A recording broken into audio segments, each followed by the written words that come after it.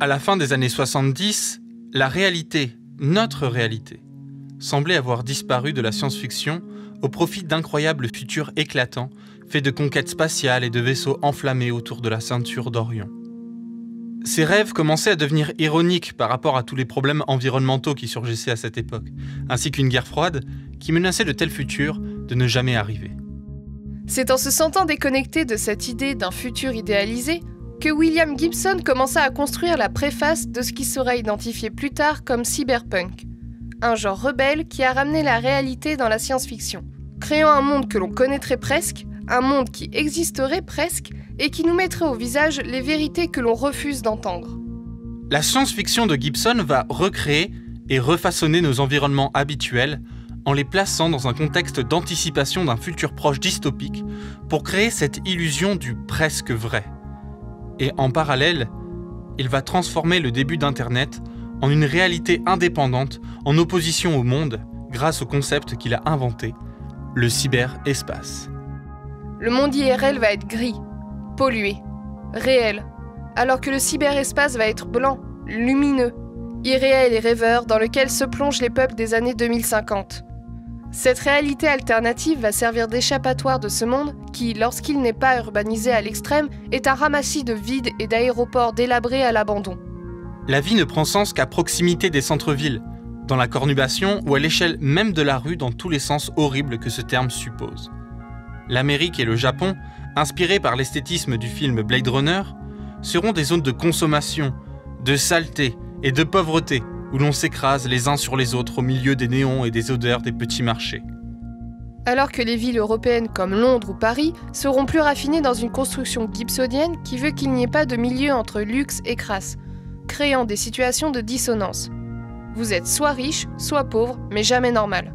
D'autant plus que les personnages qu'il invente sont souvent des solitaires, des personnes qui ne s'identifient pas à la surpopulation constante, sentiment renforcé par le fait qu'aucun d'entre eux ne semble avoir d'habitation fixe. Ils errent dans la ville, passent d'hôtel en hôtel, de bar en bar, et peuvent être considérés, comme le disait Sylvie Denis, à des campeurs. Leurs lits ne sont que des amas de mousse ou des cercueils éphémères, des coffin-hôtels japonais. Mais lorsqu'ils ne vivent pas dans un squat à même le sol, possédant de véritables espaces de vie, ces espaces seront grands, vastes, impersonnels et aliénants, comme par exemple avec ce passage. La pièce était vaste.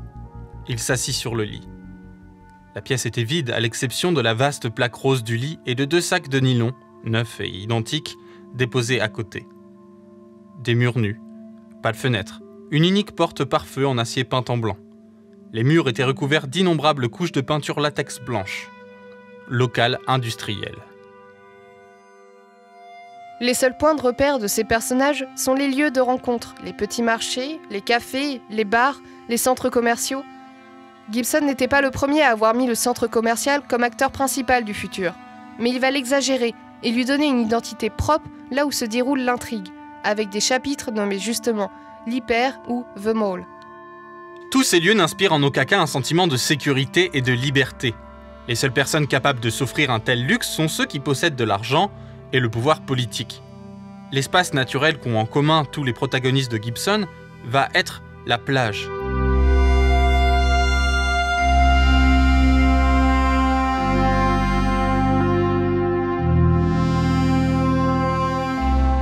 Une rareté au milieu de toute cette urbanisation instoppable. Censée représenter un ailleurs, une zone hors du temps et des perceptions, la plage sera majoritairement explorée via simulation dans le cyberespace, faisant devenir les acteurs des habitants d'un monde artificiel et rêveur. Des dunes de satin rose pâle, sous un ciel d'acier ciselé.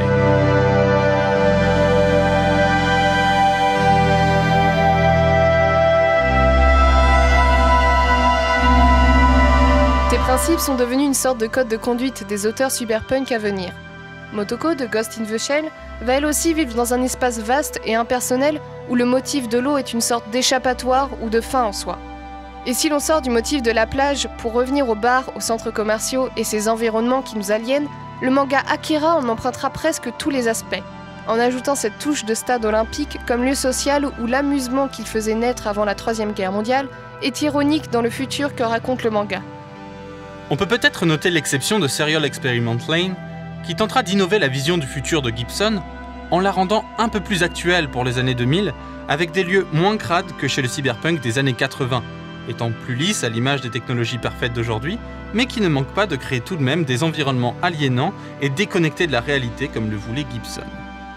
Ce qui est le plus impressionnant avec cette vision de Gibson est qu'il ne réinventera pas seulement la science-fiction, il prédira et inventera également le futur de notre monde. Aujourd'hui, on commence d'ailleurs à dire que New York et Tokyo sont des exemples vivants de cyberpunk en perpétuelle croissance. Certes, depuis les années 80, sa vision peut être considérée à certains moments obsolète. Mais c'est une vision qui a su et saura inspirer les prochains auteurs de science-fiction à se rapprocher d'une conception d'un futur proche de plus en plus pertinente, dans l'espoir de proposer une solution ou une mise en garde de nos vrais problèmes.